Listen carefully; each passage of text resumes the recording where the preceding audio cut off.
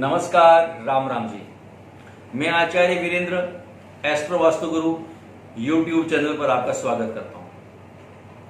आज मैं आपको भगवान गणपति के बारे में वह जानकारी दूंगा जो शायद हम में से बहुत कम लोगों को पता होगी। ये जानकारी ऐसी है जिसको सुनकर के आप अचंभित हो जाएंगे, इसलिए इस वीडियो को शुरू से अंत तक अवश्य देखें।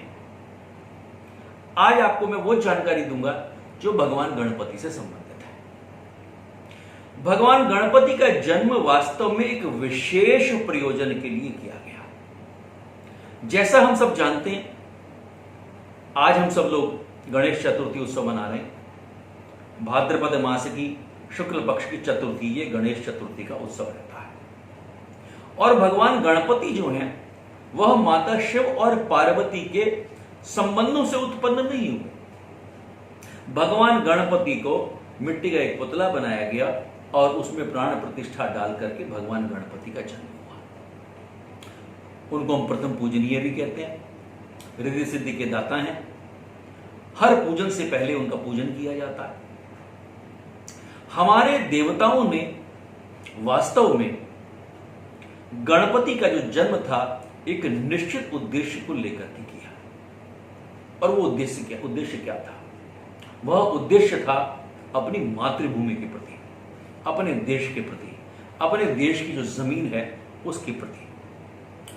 भगवान शिव और पार्वती ने सबको यह समझाने का प्रयास किया कि यह जो भूमि है यह वास्तव में कोई जमीन का टुकड़ा नहीं है। भगवान गणपति का जो पूजन है यह वास्तव में भारत माता का पूजन है। जैसे मैंने कहा, मिट्टी का ढेला था, उससे एक प्रतिमा बनाई गई और उसमें प्राण प्रतिष्ठा की गई। मिट्टी क्या है? वास्तव में मिट्टी भूमि है, जिसको हम भारत माता भी कहते हैं। हम सब लोग जानते हैं कि महाराष्ट्र के अंदर सबसे ज्यादा गणेश उत्सव ये मनाया जाता है। उसका भी एक कारण था।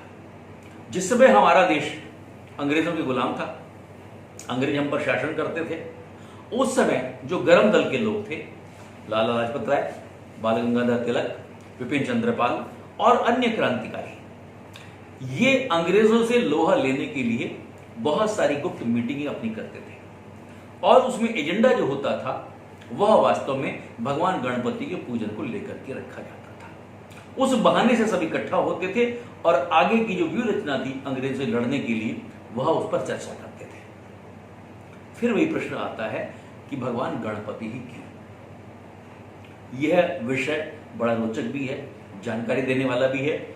और मैं समझता हूं कि इस जानकारी के बाद आप सचमुच में आश्चर्यचकित हो जाएंगे कि भगवान शिव और पार्वती ने यह गणपति का जो जन्म था यह वास्तव में भारत माता के पूजन के लिए ही था। आपको मैं एक बहुत रोचक जानकारी दे रहा हूं।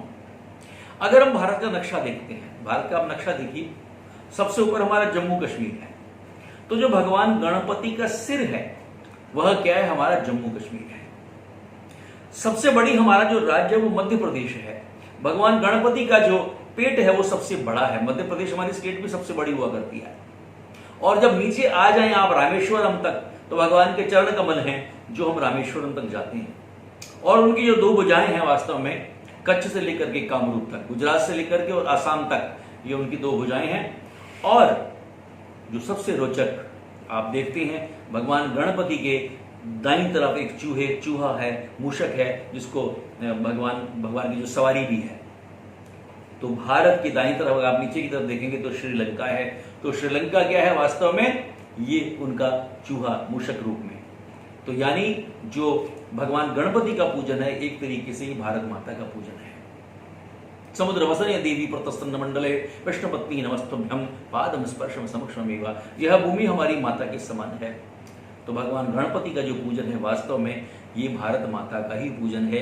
और ये जो हम गणेश चतुर्थी उत्सव मनाते हैं, यह उत्सव वास्तव में हमारे देश के प्रति समर्पित है कि यह भूमि हमारी माता है, हम इसके पुत्र हैं, इसने हमें सुख में बढ़ाया हुआ है। इस बहाने से, इस कारण से ही हम गणेश पूजन करते हैं और कहीं ना कहीं ये अपने देश के लिए समर्पित है। ये जानकारी मैं समझता हूँ आपको बहुत उपयोगी लगी होगी और बहुत कम लोगों को शायद इस चीज़ की जानकारी भी होगी। इस जानकारी को हम सब तक पहुंचाएं और बताएं कि वास्तव में गणेश उत्सव ये क्यों मनाया जाता है। धन्यवाद, नमस्कार, राम राम जी।